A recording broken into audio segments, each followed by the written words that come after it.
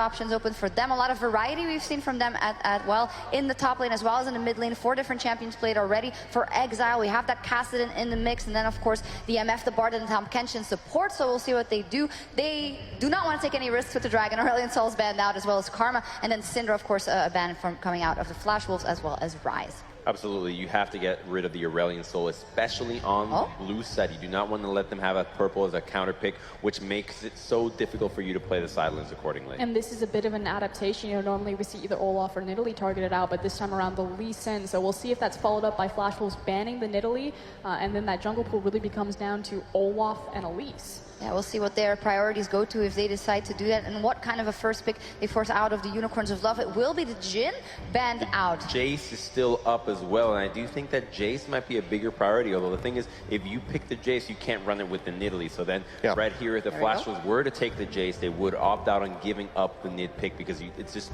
doesn't make sense to have double poke composition.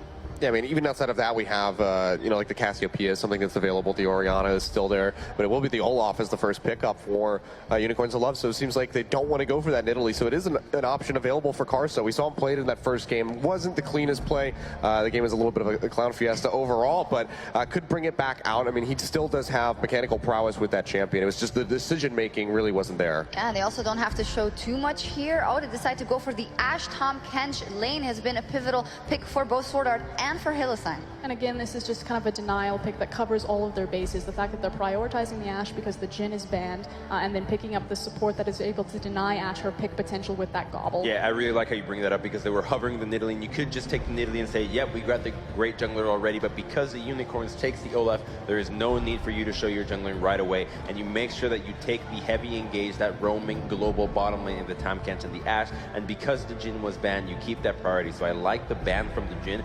understanding that the Unicorns would most likely prioritize a jungler, and you immediately clutch onto the bottom lane. Yeah, already very interesting start, and not really anything special seen from both of these teams, with the Tahm Kench in there and the Ashe, and then the Bard is possibly what Hylissang will go to, and it seems like Caitlyn is on the board, and yes, it is for Veritas. I thought for sure that they were going to go the Ezreal route, just because Veritas had already showed a great game on that champion, but deciding to really prioritize the shove and the lane control by having both the Caitlyn and the Bard. Very oppressive 2v2. It's actually one of my favorite jungle combos, the Olaf and the Bard, because one of Olaf's greatest strength is that mobility, but Bard really, or not that mobility, the ability to just fight, and then Bard just helps him get that mobility. He can go over walls, he can Tempered Fate, and he just sits there chucking his axes in the air, just getting ready to maul, and it's so entertaining to watch this combination, especially when we saw how much focus they put into the bottom lane. Yeah, Caitlyn, the first bit of a surprise in that draft, and now you will see what the FlashWolves decide to go for. Nidalee is kind of a given, it seems, for that jungle pick, and hovering the Poppy for the top lane. I was really concerned for a second that they were flashing the Gangplank. I don't necessarily agree with it, although I do think he's a great champion. It's just when you see an Olaf, you really need to grab the Poppy again, not because you're disengaging the Olaf, but because you're creating and separating space between him and his enemy and his ally team.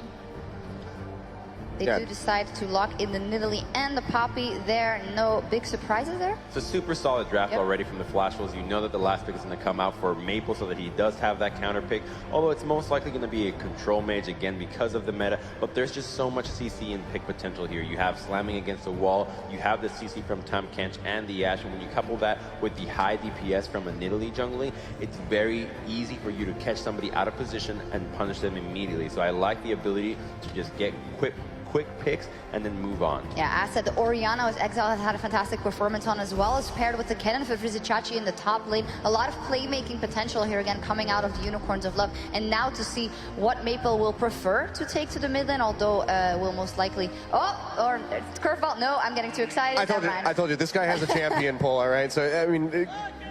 if you look at Worlds, he probably has the second biggest champion pool under maybe Faker. So it's pretty massive. So I do not want to see a Vel'Koz here. First of all, if you put Vel'Koz against Bard, if you're Vel'Koz against Bard, you are going to get decimated. Hylissang had no problem shooting that Tempered Fate and just killing Victor, which is even tougher than the Vel'Koz because he has the speed boost. Unfortunately, there's really not a whole lot of champion pool for the mid to protect yourself against Hylissang. Get out of here with your logic. We want to see that Vel'Koz in the game, but possibly it will get changed here in the end too if Victor possibly casts it. They're gonna lock it in. Goodness. All right. It's definitely risky, but it's got a lot of potential to just blow up the game. I mean, if he can get fed. Murdered by Hylissang. We'll see. Is this just an extreme show of confidence, or does he know something that we don't? Well, it's an incredibly powerful duo for the jungle and mid because Vel'Koz can push the wave so seamlessly that it allows Nidalee to go into the jungle non-stop. So if they're capable of keeping track of Olaf, making sure that they're on top of buff invades, this could work very well. We will see. This is what they are fighting for in game one and over this best of 5. It is the championship at IEM Oakland, and they're going to start it off with a Vel'Koz from the side of the FlashWolves. Casters, take it away. I could not be happier to be casting a Vel'Koz game in the grand finals of IEM Oakland. Thank you, everyone, for sticking it out through this day. My name is Daniel Sifa-Dracos. I'm joined to what you consider my right by Aiden Zyrun Moon, and to technically my left by Christopher Papa Smithy-Smith. You got it. It was a little slow to start, but this is it. One final best of 5 to see who will be our champion, who will be moving on to Katowice, and who can make a bigger name for themselves on the international stage, as Unicorns of Love haven't really won a lot of tournaments. Well, they haven't won a single tournament. They don't actually have a trophy in their case, except for maybe a challenger one from back in the day, but that's 2 years old plus. So right now, Unicorns of Love, we're trying to look at a 2017 Unicorns of Love. They're trying to come into the next year strong, and they want that. They want to set a new precedent. And Unicorns of Love already fired a couple of shots today. The news came to confirm their roster. They will have Vizichach and Hylissang and the rest of the players locked in for 2017. They beat TSM. If they were to also take this tournament, be a really exciting acceleration of the hype train for Unicorns of Love in 2017. This is it, ladies and gentlemen. Unicorns of Love on blue side in game one. FlashWolves on the red, ready to get it underway. Vel'Koz, I think, has to be the center of attention here as we come into this. What does this champion do? I mean, it's a really interesting pick, just because Maple sees something I don't. The laning phase could probably be pretty comfortable in the mid lane. We've got time to talk about Vel'Koz. Don't worry, ladies and gentlemen. It's all planned. We needed to talk about Vel'Koz. Thank you so much, guys. We needed this time. We need it. Don't make it sound like it's our fault. Come on. You've got to embrace the situation. But the big story here is they're drafting a Vel'Koz, you know, a no escape mid laner. Has its strengths, but it's against Kennen, for example. The Kennen flank's going to be something. Any champion that can close the distance onto the Vel'Koz will make his life hell. And there's also Bard who can do the ranged engage and the ranged interruption of the Vel'Koz ultimate. So it seems like a game where there's a lot of tools on the side of Unicorns of Love to take out Vel'Koz. So Vel'Koz, as this last pick, sure, the wave clear is going to be very safe against Orianna in lane. But I just don't see what about the draft really necessitate or really encouraged a Vel'Koz pick. I mean, Zyrene, what do you see about the Vel'Koz? The thing I see about it is it's mostly just, it's a good wave clear champion in the mid lane, but also they're looking at a little bit more of a poke siege composition here for themselves. They already have the Nidalee. If you can get the slow with the Vel'Koz, you're going to land the Nidalee Spear afterwards and possibly get a kill there. So the Maple Karsa synergy, there is potential for them to actually pick up a lot of kills early on a low mobility champion like the Orianna. So that's interesting, too, because if we're going to talk about early game snowballing, I'm wondering, is this the ideal champion to do it on? How strong is Vel'Koz if he gets a lead? Because, you know, we know Assassins for that potential to snowball in the mid lane. We have a lot of great champions to set up potential mid ganks. Is Vel'Koz the ideal pick for that circumstance, or what else does he provide aside from the potential for that early pressure? I don't think we've ever got an answer, you know, in the history of competitive league over whether Vel'Koz is the ideal champion in a specific situation. That's why I'm looking for another data point here. This is Maple, just carried on Aurelion Sol, but we've seen scarcely in the past, but we know its potential. Champion like Vel'Koz, you know, over in Korea, we had Spenu playing it a couple of times. It troubled Faker in one of those series, but actually picking up the win with so many tools that deal well against the Vel'Koz, that's the part that I don't see. I don't see the full picture here. Exactly. The Vel'Koz may be able to do well in a little bit of a vacuum with the team composition, but it's not going to play too well into what UOL have right now, if UOL end up playing it correctly. And I do actually want to talk about this bottom lane because we actually have Veritas, Hylissang, and then Double Red, who actually had some pretty decent performances in the last 2 games up against the Tahm Kench as well. So that's the Ashe-Tahm Kench combo. They took it away so that they wouldn't have the Tahm Kench on the other side to prevent the Ashe arrow. But then this is another combination on the other side. Caitlyn Bard, ulti from Bard into Caitlyn traps. A lot of damage that you'll be able to deal and a lot of pick-off potential. And not a great start coming in there from Double Red, tanking the early binding here. And we saw a lot of teams take the Bard away from Hylissang. It's been given over to them this time. They have it. And, you know, honestly, we saw it be very effective against a much more experienced AD carry in Wild Turtle, in Biofrost. Not experienced as a duo, but you have to wonder how Double Red's going to stand up to the insane pick potential that comes out at level 6. Questions upon questions, but in a best of 5, I'm sure we're going to get some of the answers to the things we're wondering about. One thing you can say about Velkoz, that WMAX has certainly been the staple so far, just being able to instant wave clear through 2 Ws. Pretty low risk in that way. So at least in the early game, once you get about 3 points in that Velkoz W, you're easily going to shove in Orianna before the Morellonomicon comes out for that Ori. A lot of aggressive trading on the top side. Chachi has the luxury of range, but MMD's not done chasing him down yet. It's just going to back off in the end, but normally we expect Kennen to be a little bit more dominant in these early trades. However, MMD keeping up so far. Yeah, it was actually really good by MMD. He got a pin with the heroic charge into the wall, so he ate double damage to the heroic charge, and then he ate the Q, both ends of it on Vizichachi, so that's a ton of damage from the Poppy. Of course, checking in on the junglers as well. MMD, though, and he had to be the center.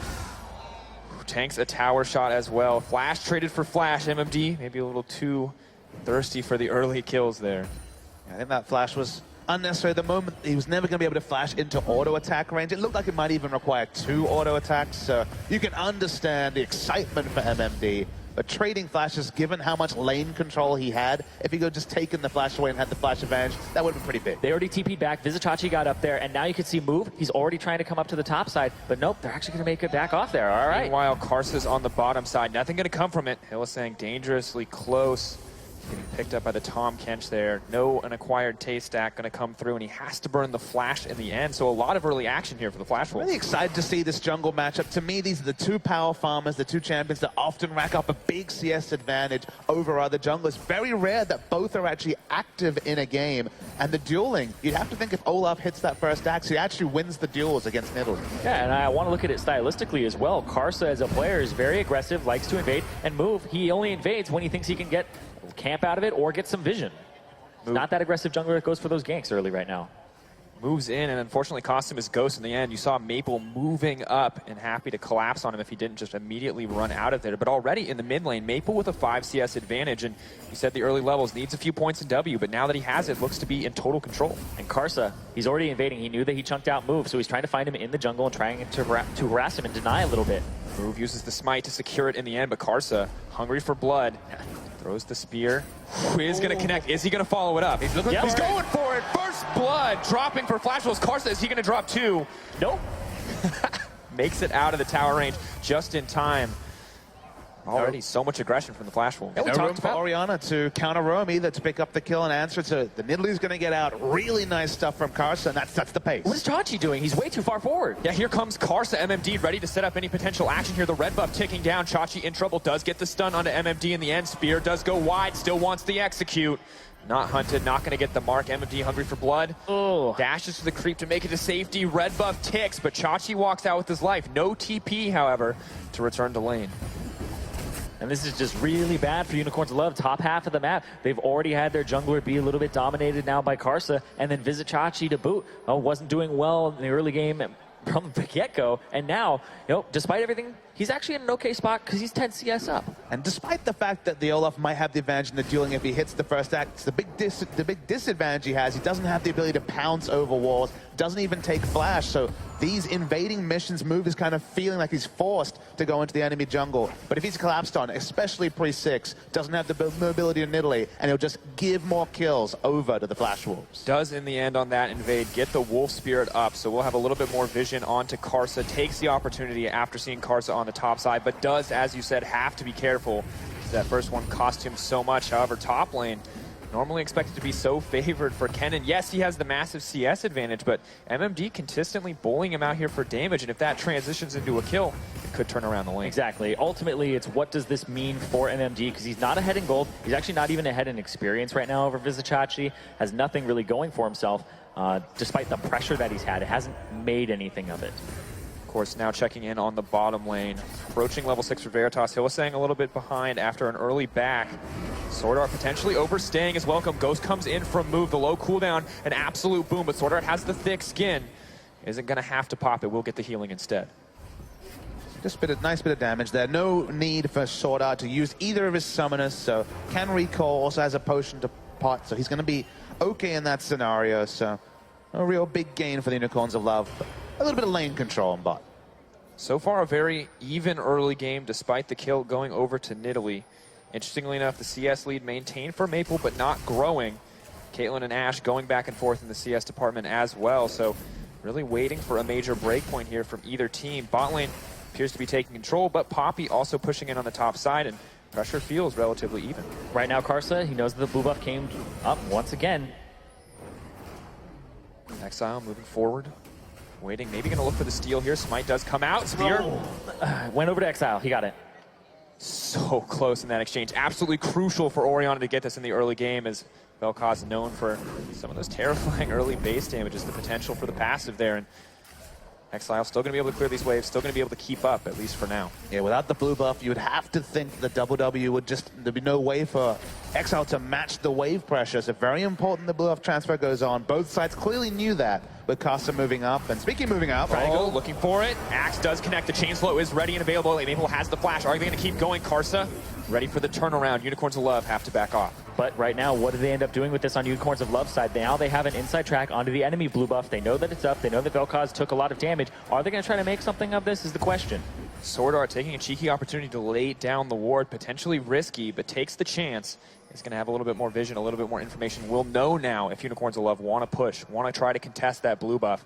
Instead, it looks like choosing to back off. Yeah, we always look for that next step, you know, getting the maximum out of just chunking out an opponent, not expecting a lot of lane pressure for even a blue buff Vel'Koz without any summoners. He actually has to get into pretty close range to the minion wave to be able to clear it, theoretically close to the command attack shockwave range. So expect Maple to have to be super defensive till he has any summoners back up. Something that I expect to happen in the near future here is Hylissang, once he hits 6, going mid, there's a no summoner spells for that Vel'Koz. It would be an easy pickoff for the way that he's been playing Bard today. Just throw out the Tempered Fate, hit him with the ultimate, and have the follow-up. There's so much to respect in terms of CC on the side of Unicorns of Love. You think of team fights, sure the Tahm Kench can negate an attack onto one of Ash or Vel'Koz, but they're both pretty similarly going to be rooted in position during team fights when they're trying to put out damage, and Tahm can only choose one. So target selection, both for the Tahm Kench and then obviously for the Unicorns of Love in team fights, is going to be really interesting to track. Sort of taking a bit of poke, but you just got to think about the potential for mobility here. You have the Magical Journey, you have the Abyssal Voyage. Both teams the potential to move around the map very quickly to make strong, map-based plays. But also, as you said, the potential to start fights on their terms. The Ash Arrow, the Tempered Fate, Kennen even with the potential for TPs, and it's the same story for Poppy as well. Hylissang go for a walk. You just got to wait. Every time, you can never be sure when that Tempered Fate is going to come out. Looks like he's going to hold on to it for now, but Exile is here. Maybe the potential to go in. They go through the journey, looks it, gets the cat. Ooh, just so good on the shockwave there, and Sword Art could be down. Looks like they are going to back off in the end. Caitlyn ulti not going to follow up. Yeah, no flash there as well from Double Red. It looks like they weren't expecting that, and they got swept out, and then immediately comes through, and maybe they weren't expecting the Orianna on top of it. Yeah, the Double Red's job this game is going to be very different to the one in the previous game. He had an Aurelion Soul that could go into a side lane. Remember, this time, it is the Vel'Koz who's going to want to stay in mid, pick up blue buff, be behind a turret. It's not just going to be Hurricane Ash predictably wave clearing, getting into the late game easily. He's going to have to be a bit more on his toes, and already caught out with both summoners. Definitely a solid trade in favor of the Unicorns of Love. Not a massive gold lead, but they're happy to now have the edge on the bottom side of the map, and Exile especially may just be stuck in a battle of wave clear when it comes to facing his lane opponent, but already making a larger impact when it comes to moving across the map. Nice trades of Vizicachi. This lane's going to be pretty similar to Jace vs Poppy, that of course people are going to be a bit more familiar with since we saw it throughout the World Championships especially. I feel like Kennen's going to fall off in terms of having turret threat compared to the Jace a little bit early, but the team fight, that's where Kennen is much more powerful than Jace, so both of them going to be very strong primary initiators, both top laners. Yeah, difference is Jace's teleports, not as effective as both of these top laners' teleports. So the Poppy is also very effective and can go to other places, but you can see the MMD is falling quite a bit behind in CS currently, but it is being made up by Maple in the mid lane, who has been having a rather good time despite the attention. He's already at the 10 per minute mark in terms of CS on this Vel'Koz, so he's been farming up a Storm, and he's just looking to scale a bit into this game. While the farm is good for Maple, a lot of questions remain around the Vel'Koz, yet to have any major impact. Push waves as predicted, but outside of that, nothing really to show for it. Hasn't gone down, hasn't lost anything, but really expecting a lot from this final pick. Just the why. Why are Vel'Koz in this particular situation? You can understand if he has a big wave clear advantage, it makes sense, but Orianna, wave clear becomes seminal with her eventually. Sure, he can put out a lot of long-range damage, much like a Jhin in team fights, but he's rooted doing so, and there's so many different ways to close the gap on him on the side of Unicorns of Love that we're just waiting for that flashbulb moment to really show us, demonstrate to us why it was the Vel'Koz. Oh, could be this one right here. A lot of damage. Karsa moving in. Exile not quite marked up for the triple stack on the passive. Who the Ghost, though? Yeah, did actually get the summoner spell out of him, and he hasn't had any extra help here, but Maple... This is interesting pathing choice. Exile potentially caught out here. He does have Olaf, but Nidalee is there too. Oh, pulls it forward. Maple in trouble. Does not have the flash yet. He's going to drop, and Karsa, Spear not going to connect. Move with a nice sidestep to block the mid laner. I really like Exile spacing in lane, moving towards the top left side because Olaf was invading as well, baiting out the Vel'Koz from walking up. One shockwave later, Olaf's in place. Nice stuff, Unicorns of Love. But that also makes you feel very safe if you were Maple, because you know your jungler is also on that side. So you're like, okay, this Orianna's playing towards my side where the jungler is. He's going to get killed, and that's what baited him in. Interesting as well. Unicorns of Love, decent advantage, and we now look to the jungle position. Karsa, standard build path coming out, but some interesting moves coming in from Move in the jungle with his choices here.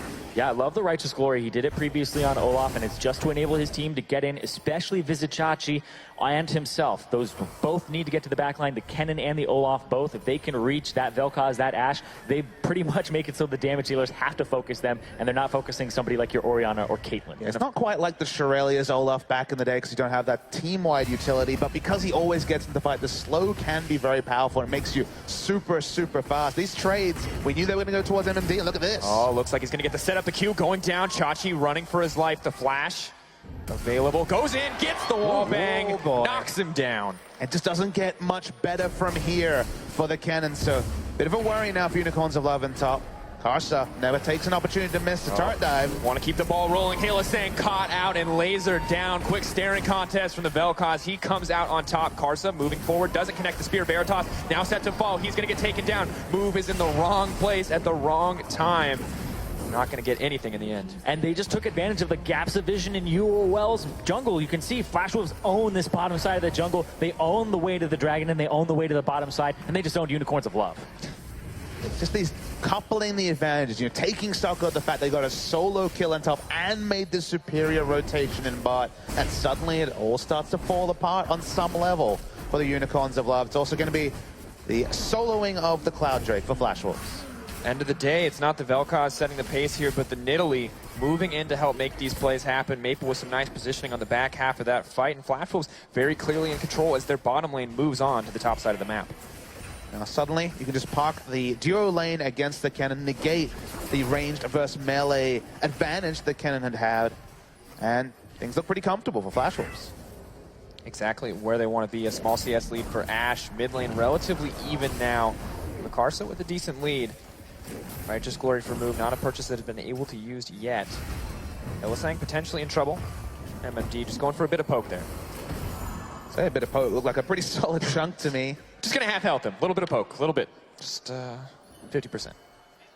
Rotating to top actually does help out. That I talked about the awkward period where both Vel'Koz and Hurricane Ashe are going to want to be in the mid lane. Rotating the top, again, we're delaying that part where they will have to assign one of Vel'Koz and Ashe to a side lane where they're going to be very easy to be preyed upon.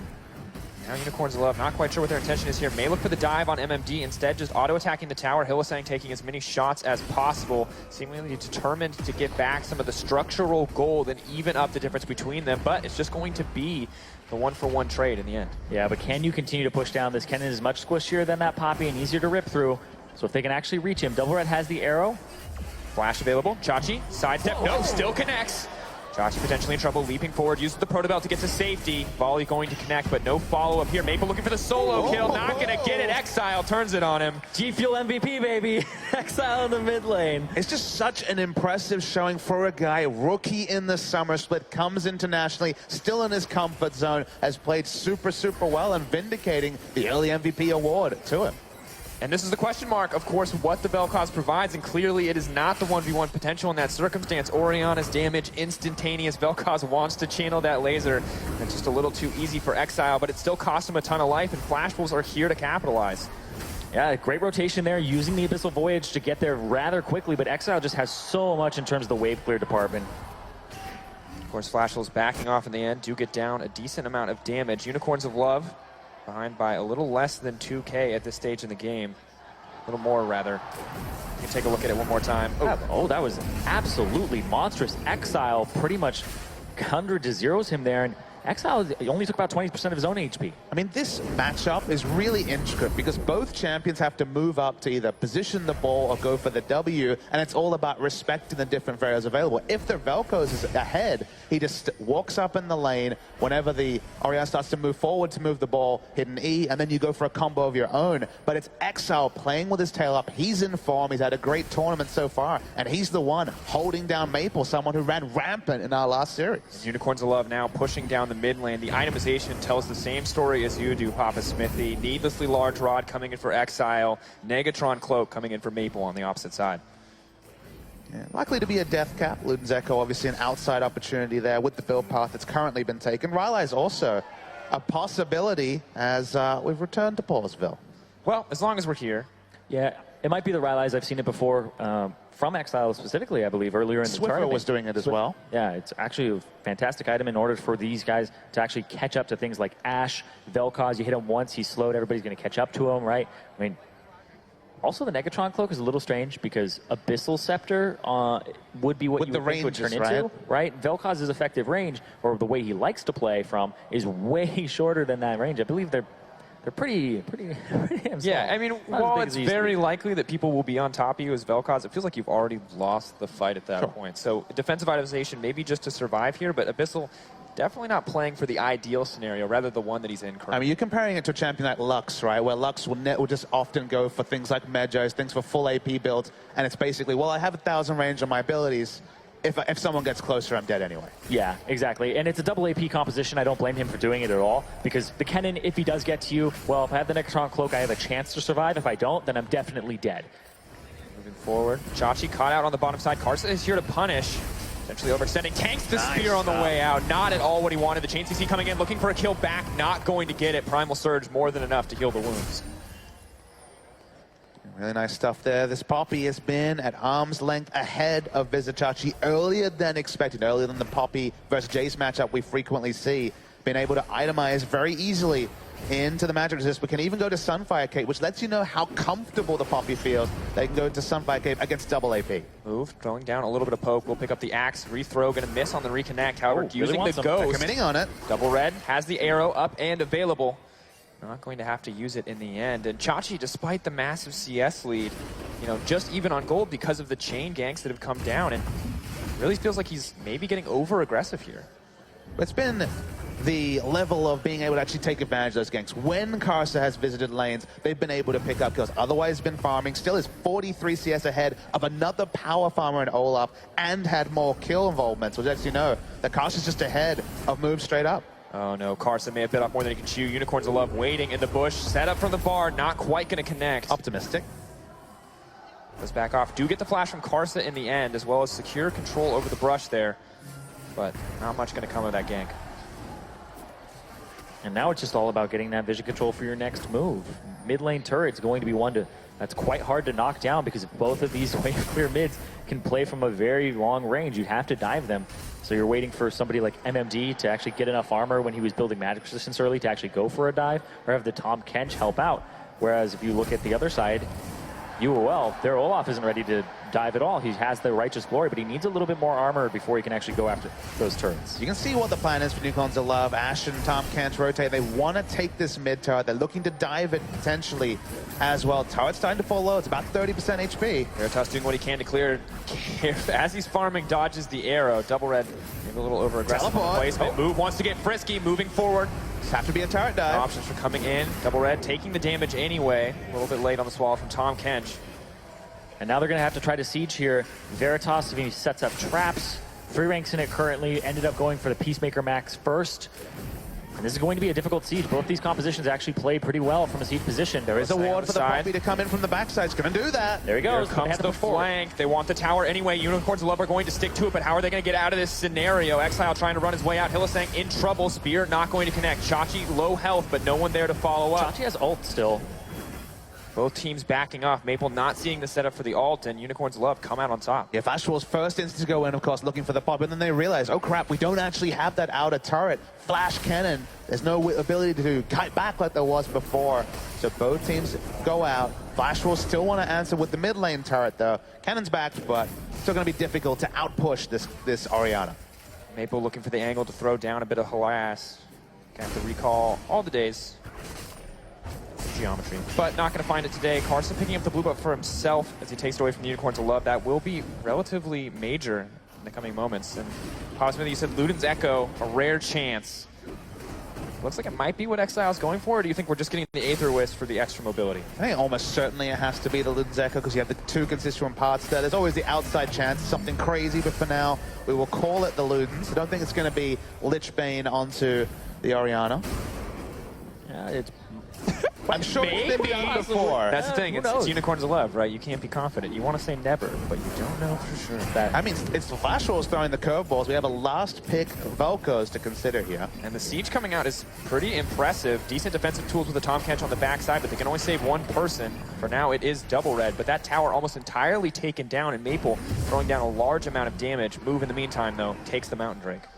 Double red has actually been doing wonders for FWvs. He's actually been quite good substitution here. Doing great work. He's up in CS. He's synergizing quite well with Sword Art. They're in a lane where they have a range disadvantage, and also it's not even a range support on his side. He has the Tom Kench, and yet they've been able to set things up constantly. And the team fight phase is going to be super interesting, considering the positioning of first the Vel'Koz, then the Ashe. They can't be next to each other, then they're going to eat the AoE CC, whether it's from the Bard, the Orianna, or the Cannon. They also have to synergize really well with their support. So positioning for Ashe, even with Tom Kench, where you think, okay, I've got an out, not necessarily, given just how many options Unicorns of Love have. Oh, Karsa caught out. That's a lot of damage. Dead. Chachi picking up the kill in the end, but look at the proactive play from Exile.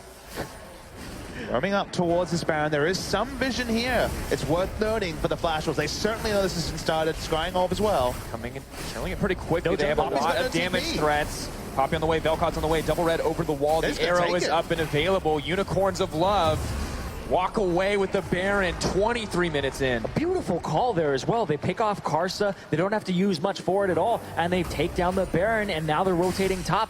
Instantly going to cash in. And this is sort of thing in a VOD where you can pause and say, okay, Karsa needed to flash because he knew his Poppy didn't have teleport. He was just surprised by the damage. He had some magic resist. When he went down, Poppy's completely out of position. And credit to Unicorns of Love, making the proactive call, the sort of things that FWvs and other teams at this tournament like Longzhu have struggled to do. And now suddenly the game blown open for the Unicorns of Love. The power of Baron evening up the gold, the tower giving them a slight lead. Unicorns of Love in the driver's seat. Yeah, actually I do want to touch on that because Karsa was out and still there with 2,000 gold. When he died, he purchased from an Amp Tome straight to the Athene's Unholy Grail. So he didn't even have that magic Exactly. resist. He was like, oh my god, I need magic resist now because that just happened to me.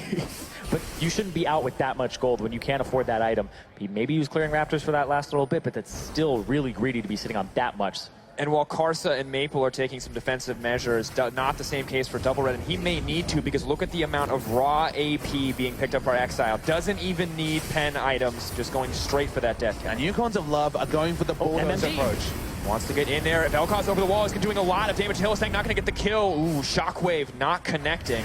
Almost disaster there for FWvs, but they're holding on for now. Yeah, Unicorns of Love are not making the percentage play. They're not bringing out minion waves. They want to dive. Connects with Maple. Just get damage on turret.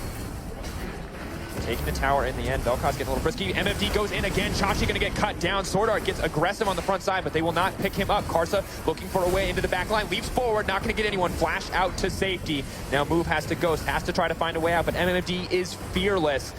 He's going to get the double stun. Doesn't look like there's any follow-up. We'll keep your eyes on the Ori. Double Red almost has his ultimate. It's about to come up. It's off right now.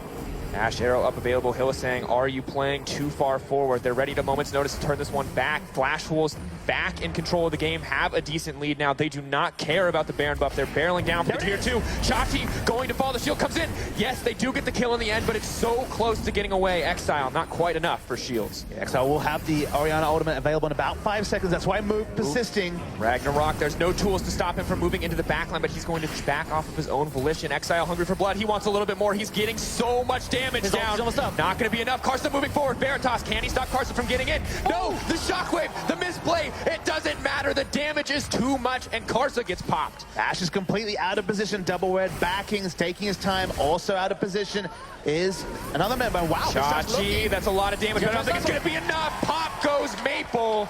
Unicorns of Love push it up mid. Yeah, they still have the Baron buff as well for a little bit longer here. It's about 3/4 of the way done, so that's going to be enough to push up, get it, this turret, and they only have an Ashe and also a Tahm Kench to defend. They have to play this safe on Flash Wolf's side or else they'll lose even more. I mean, Flash Wolf's overstay. They weren't realistically going to get that inner turret. Doesn't matter if you get a kill on Hylissang, it's just the support. And they're going to pay a pretty hefty penalty in their first inhibitor of the game. And there's even a gigantic wave on the bottom side, and it looks like it's being prepped right now, and the vision from Hylissang is also coming out on that side. So he's prepping it. They'll back possibly, or they'll just continue to shove. There are about 5 seconds left on Maple here. You just keep thinking about the Velcos last pick. Remember, last pick, they had full information of the 5 picks, and if this was a game 3 where Flash Wolves were 2-0 up, what would you call this? It'd be just like when we saw the Fiora lock-in from Smeb. You're like, oh, this is a confidence pick. He's styling a little bit. This is the first game of a best-of-5, and he made the measured choice of the Velcos, and it really hasn't been the game breaker it intended to be. I'd call it a bit of a mistake as well, because then you have 3 losing lanes. True.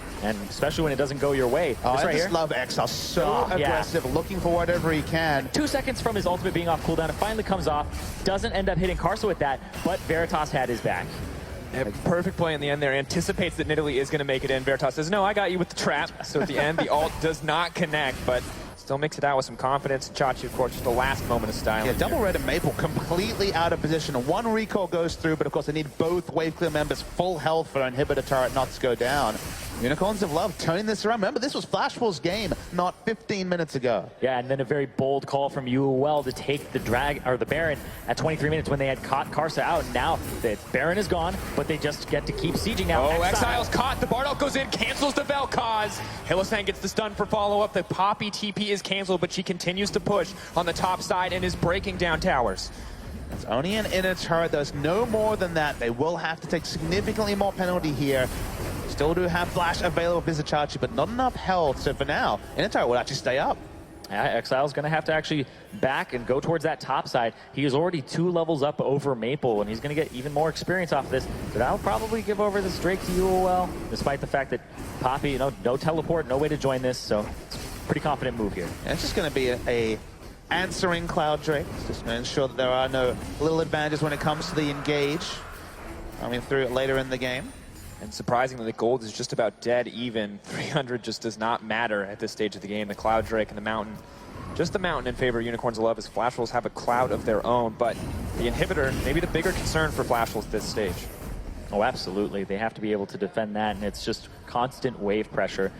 And these 2 outer turrets that are remaining, and 2, I guess, inner turrets, as we like to call them, tier 2s. Which one does Unicorns want to play towards right now? Because the Drake just went down. You play towards the bottom side, you can possibly open up more options for you in the future on the Baron, or you play for the top side one, the harder one, or the one to get right now, but then it means that if you do end up in a situation where you're 4-1 split pushing in the Baron, you can get a tier 2 on the bottom side with your split pusher much easier. Yeah, it's good to see Unicorns of Love playing 3 lanes. They have so much pressure mid. Hylissang. Oh, perfect portal. Gets stunned as he's already starting the animation. It is going to make it out in the end. Very close scenario there. Hylissang very forward for the entirety of this game. Chachi's no teleport, neither does MMD. They're trying to move Vision forward with Baron spawning in 40 seconds. Of course. Exile's so monstrously strong at this point. Extra needlessly large rod on top of the Ludens, Morellonomicon, and the Void Staff. Style choice though, no death cap. The extra movement speed from Ludens, slight bit of burst, sure, but no death cap. Basically means the shields are lower, but with 10% extra move speed, he's looking to sidestep the Ashe. He's looking to sidestep some of the Vel'Koz CC. Otherwise, you'd see death cap 9 times out of 10. Yeah, absolutely. You thought it was going to be a death cap there. He had all the components to make it. Yeah, you would clearly. assume. But I guess he sees that the Poppy is getting a little bit tankier, and that there's also some magic resist coming in. So being able to shred through it, this also helped him kill double red in one combo. Definitely exactly where they want to be. Baron now up and available 30 minutes into the game, 7-7 in kills, 52 to 52k, almost dead even. Big breakpoint will be the next fight. An inhibitor down in favor of the Unicorns of Love, but Flash Wolves were in control for this game for so long. The Vel'Koz remains the question mark. Wave clear for now. The Baron buff, the big objective on the map. You have to think The driver's seat is Unicorns of Love, having that inhibitor down. But now, Carson feels confident enough to walk up to his his monsters, sorry, and clear them. So pressure hasn't quite been there from Unicorns of Love after their very decisive first Baron take. UOL pushing in, flashes up and available for every member of every team. Cooldowns all available. The next fight will be explosive. No one has a massive advantage, but Unicorns of Love are looking to build one with vision as they start to clear out here. That's also the Smite as well coming out from Move. So Flash Wolves know he won't have it for about 15 seconds. That's one charge down. But also, the Smite fight would be really risky because Karsa's level 16. He's 2 levels up over Move.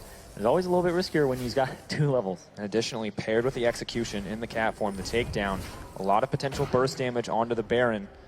Unicorns of Love not as confident in pulling the trigger here without Karsa off the table. Yeah, it kind of seems like they're trying to bait back and forth, trying to catch somebody.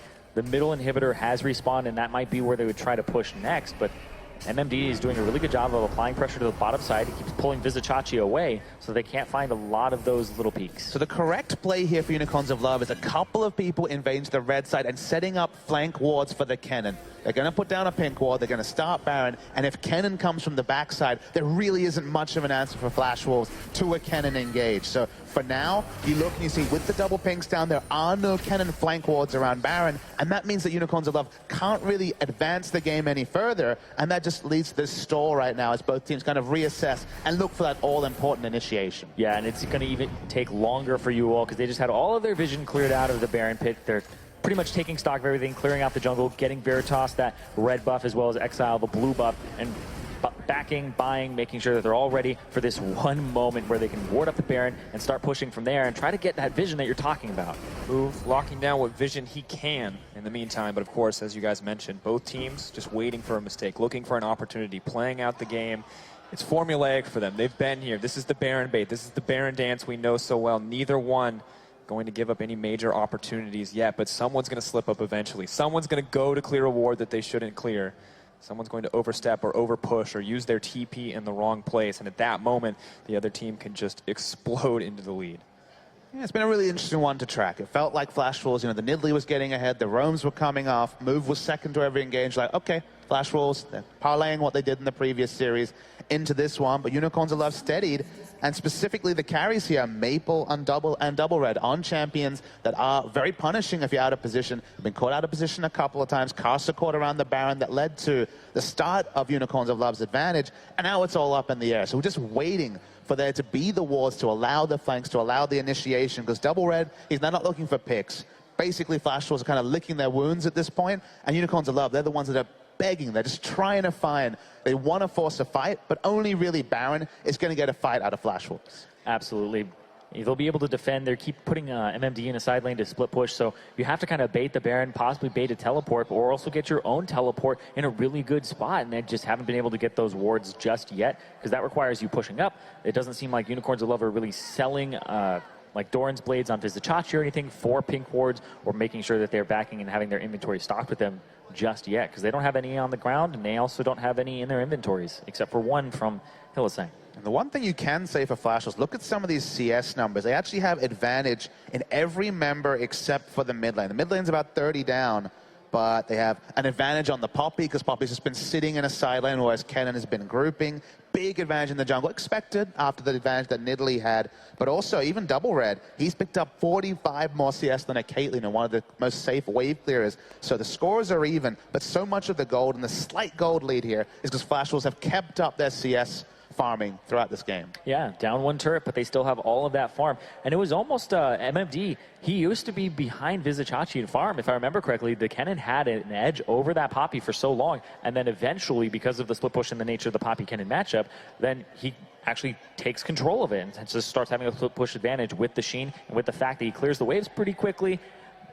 I mean, the cost of going for these wards, looking for those Kennen wards, is that you're grouping and the Poppy's just chilling, taking free free minion waves in the bot side. But if you don't get the wards, then you just gave away 40 CS to your opponent. You just gave away minions. Literally, this is just a case that minions are dying to turrets or just dying to minions on the side of the map that Unicorns of Love just aren't able to claim because they're tunneled on getting vision to start a fight, but they're not getting it. So in essence, they're just giving over free resources to Flash Wolves. Of course, still waiting on a fix here for Karsa. Should be taken care of soon. In the meantime, however, have to wonder who's going to make the first misstep? We talked about it earlier, and really what the opportunities are to do so, because it seems like, honestly, MMD and Vizicachi, the two split pushers, have just not been making any mistakes for aggression outside of the few missteps from Vizicachi in the early game. It's really kind of been Hylissang that's been walking forward and trying to make those aggressive plays. Sometimes he's getting a little bit caught out, but he's also catching other people out, and he's just putting himself at risk. Otherwise, there haven't been too many risks taken by either side, even to this point. I do want to touch on something with the pauses, though, because you have to be able to keep yourself sharp. You have to keep track of the game and the pauses. Even if it lasts like 2 minutes, you walk away, come back, you still have to remember the state of the game, what you were intending to do, what you want to do next, and how you're trying to play this out, and not get frustrated either. The focus is so important when these types of moments happen. To just jump right back on the railroad track and keep going, that's very difficult to do, and it may throw somebody off. Of course, game one as well. Have to stay strong. It is going to be not just a battle of, you know, each and every one of these games, a battle of mental fortitude as we push into potentially a longer series, as these guys do seem to have a lot of parity. Very close in the gold line. Very close coming out of the mid game, but Karsa, trap, potentially caught again. Now CC going to go down for follow-up. That could have been the Baron for Unicorns of Love, or maybe a big fight, but Karsa makes it out with his life. Cooldowns traded back and forth. There's a lot of rhetoric for Karsa. Oh. Hylissang in trouble. Hylissang potentially the one to get caught out. Chance CC comes in. Will he be able to make it through the portal? He is healed up as well. Veritas on the lookout for his team, but that's summoner spells now in favor of Flash Wolves. Until the blood pressure is starting to rise for both these teams, it's actually Flash Wolves are the ones that are looking for that important pick. Even onto Hylissang, taking him out, being able to clear all the vision around Baron would be massive. Inches away from doing so, but not quite yet. You talk about summoner spell advantage. It's that teleport. Vizicachi no longer has that. He's going to have to start grouping with the team, possibly making a fight start, and that's what he's looking for here. Now the pressure is on Unicorns of Love to make the proactive play. Flash Wolves get the luxury of reacting to whatever they do. The teleport gives them the freedom to be responsive, to put MMD on the bottom side, just to let them push and to steadily build advantage. Chachi, in the meantime, has to play safe, has to be careful here. Sheen in the inventory, so a bit of damage towards turrets available for MMD. Not quite the Iceborne Gauntlet yet that we're heavily predicting to come in, but cannot leave too much free time for the Poppy. Take a inner turret. Will be the first turret falling in a while, just because otherwise basically been a stalemate around Baron. Second Cloud Drake now coming in for the Unicorns of Love. Elder Dragon will be on the table in about 6 minutes, so the split for objectives potential is there, although Unicorns of Love will struggle to take down that Dragon. Double Cloud, of course, not the biggest buff to have, but the extra movement speed will be welcome on the team, especially as long as Chachi has that TP down. Yeah, the person I'm looking at on Unicorns of Love to actually put into place what we've been musing about, those aggressive wards, has to be Move. He's the one who has the Ragnarok. Ghost is on a very low cooldown, be available about 45 seconds. It should be the likes of Hylissang and Move, moving as a unit into the red side jungle to actually put down a couple of those wards and facilitate some sort of deep vision. There is a pink in that Raptor Brush, but that's all there is. There should be some spots here, some creative wards that could allow Kennen to come from the back. Exactly. They're the ones that have wards. They're the ones that have the sweepers, and they also have the ability to get away, put Magical Journey down, things like that. And we've been talking about two-man units and jungle support synergy. People have been talking about how you need 3 people to invade now. You need 4 people to move as an entire group to actually get that vision down. But they haven't been going for that just yet. And it looks like Double Red. Double Red connects onto Exile. No tools left to stay him alive. He is going to flash to safety, though. Small advantage to Flash Wolves. They force him out, but MMD is in the middle. Veritas is in trouble. All is going to connect for Bard, but it is not enough. Knocked up, move set to be knocked out. Unicorns of Love losing control in the middle lane. Chachi. Spear is not going to connect. Flashful is backing off, headed straight for the Baron. Really big engage by MMD over the Raptor pit, not spotted whatsoever. One wave cleared down, the other one DPS'd out. The Smite DPS'd out. This should be Baron to Flash Wolves. Exactly what you were talking about. Got to have those flank wards. The TP comes through from MMD, and Flash Wolves might get the Baron right here. Ticking down lower and lower. Yes, Karsa's going to take it away. Hylissang and Chachi, have they overstepped? In comes the Abyssal Voyage. They are not welcome here. Stun not going to connect. MMD Sword Art running in. At the end of the day, Spear does connect. Chachi potentially in trouble. MMD wants more. Hylissang gets the double stun over the wall. Exile looking for a play. Only going to connect one. Doesn't want it on the Tom Kench. Double Red is going to back off. Unicorns of Love falling behind here as Flashfuls now control the pace of the game. Oh, in comes the ult. Exile barely making that in time. It seemed like Unicorns of Love had the inside track to accelerating the game, to finishing out with a Baron, but it was the creative play by MMD and the lack of defensive vision, because they've been so in the mindset of needing to put down offensive vision. Great punish from MMD. We didn't even think he'd be playing at this tournament. We thought, okay, they've included Rince. He's going to be starting to learn a bit more. We're learning more about MMD, and so far, so good. Yeah, he's been looking great. Even his laning phase was pretty damn good considering the matchup, but he wasn't CSing exactly as well as you would like, but otherwise he's been pretty damn good. And look, he turned a Sheen into a Trinity Force. Now he's going to have serious damage, both in the team fights and crucially in the split push. And although right now Vizicachi has that teleport advantage, if that ever changes, he's going to rip through turrets on his own. A massive threat to the backline now, and they don't have the luxury of peel on the side of Unicorns of Love. So much potential for engage, but if someone gets on top of Exile and Veritas, not a whole ton of tools for those individuals to protect themselves. So they have to respect MMD. And MMD being the playmaker that Flash Wolves need, helping them in this late game decision-making moments by finding those clutch engages. Exactly, those make or break moments. If he's able to get to Veritas again, Veritas has purchased a QSS, so there is a possibility that he can kind of slip away from it now, but still, it's so much damage from the Poppy with the Trinity Force, and the fact that more items are just coming through for Flash Wolves, and with the fact they have Baron on top of it, looking for those turrets. Just so punishing for Unicorns of Love that Flash Wolves were able to have their Poppy sit in the side lane, pick up a lot of CS, get item advantages because of all the CS they got, and then not even pick up the Baron. You get punished. Vizicachi's backing right now. There might be a teleport play behind the Flash Wolves. There's been pings onto the ward that is over the wall. He is waiting for the home guard. Are they going to go for it? His team's just not in position. I mean, the Caitlyn certainly won't be there, but neither will the Poppies. Exile is here now. The Shockwave is up and available. The Tempered Fate ready. Vizicachi has been the captain, the vocal member of the team. He's the one who's been trying to make the plays, and he's got to have to make one here if they want to break it. And no, he's going to walk up to the top side. He's wasted too much time inside the base. He's giving up turrets for free. There's a group to minion wave coming in top, so that's why he reacts. He can't afford to wait anymore. There goes an inner turret as well. Flash Wolves, they had the decisiveness, and it's the indecisiveness of Unicorns of Love. Not something that we could really claim from them the rest of this weekend, but now suddenly, in their first final, indecisiveness is really hurting Unicorn. Hesitation costs them a tier 2 tower. What else will it cost them in the coming plays as Hylissang does his best to sidestep each and every skill shot. In comes the Abyssal Voyage. It's the Unicorns of Love. They're using it to take down the bottom tier tower. In comes the TP from Kennen. Move is onto the backline. Maple is in trouble. They have no way to CC him down, but he doesn't have the damage to threaten Maple. There is the setup, but is there going to be the follow-up? No, fails to connect the snare. Unicorns of Love need to respect the potential for engage here. Maple still has the ultimate. Orianna and Kennen both were well out of positions. They didn't have any follow-up CC, so okay, they stopped their turret from going down, but no more for Unicorns. Yeah, and they even blow the teleport there from Vizicachi. Veritas so low from the poke, move at half health as well. Things not looking good. No more Baron buff to back them up, but Flash Wolves a lot of raw power if they want to shoot for a dive here. Next minion wave will probably be the go time. Veritas did find time to go get the heal up. The health pools will be there, but Flash Wolves, they smell blood. Exactly, and they've been doing such a great job of sieging this turret. The constant spears coming out from Karsa. And the fact that also the Elder Dragon's almost up. 10 seconds on that one. MMG's gonna charge up the ultimate. Make sure that they get that turret. Poppycopter zoning off the remaining members of the Unicorns of Love as they lose their first inhibitor tower.